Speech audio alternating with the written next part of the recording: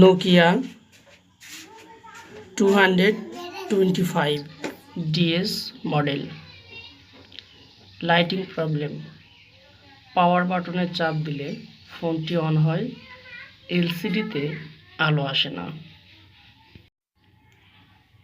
এলসিডিতে লেখা আছে কিন্তু লাইটিংটা প্রবলেম, আলো নেই। এলসিডি রিমোটটা প্রবলেম। এলসিডি রিমোট প্রবলেম হলে খুব সহজেই এটাকে ঠিক করে নিতে পারবেন।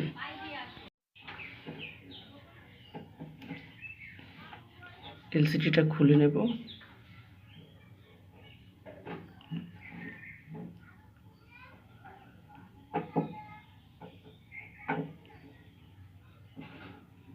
দেখুন এইখানে ছোট্ট একটি কানেকশন কাটা আছে, এটা এলসিডির পজিটিভ কানেকশন। এটা নষ্ট হয়ে গেলে খুব সহজে আপনি একটি তারের মাধ্যমে এলসিডিতে আবার আলো ফিরায় নিয়ে আসতে পারবেন। এলসিডিটা পরিবর্তন করতে হবে না।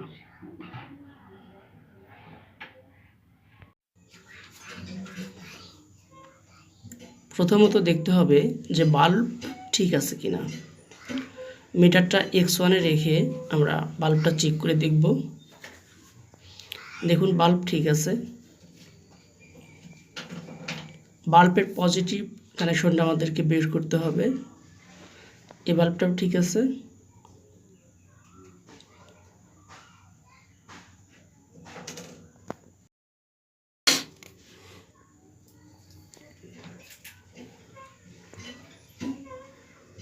এই বাল্বটাও ঠিক আছে।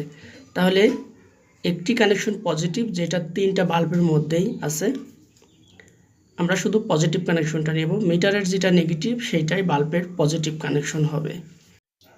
এই কানেকশনটি সিরিজ করা নেই, এটা প্যারালাল কানেকশন।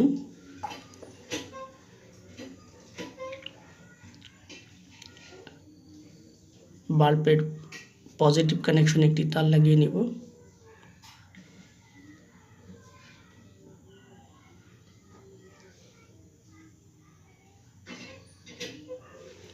একটা তার লাগালাম, তার মানে এই পজিটিভ কানেকশনটা তিনটা বাল্বের মধ্যেই রিবনের মাধ্যম দিয়ে কানেকশন দেয়া আছে।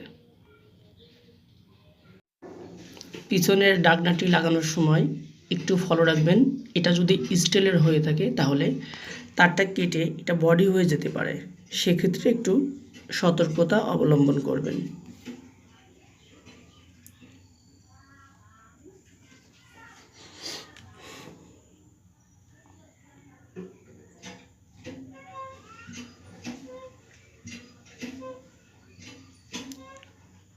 এবং লাস্টের যে পিনটা আছে এই পিনটাতে ঝালাই করে দিবেন।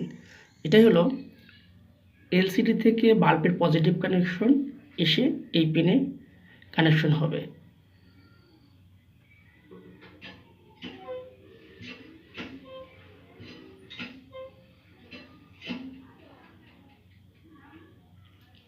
এটা একটি নির্দিষ্ট মোবাইল ফোনের ভিডিও।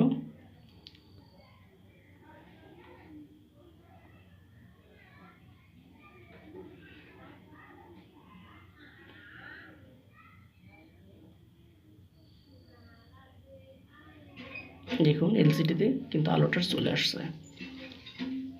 এই কানেকশনটা জানা থাকলে আপনাকে এলসিডিটা আর পরিবর্তন করে দিতে হবে না, এই এলসিডিটাই রিপেয়ারিং করে দিতে পারবেন।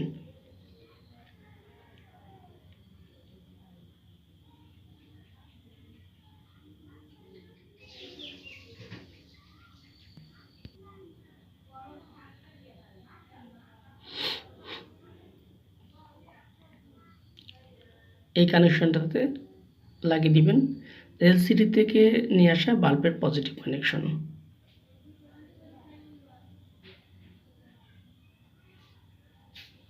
সবাই ভালো থাকবেন। আল্লাহ হাফেজ।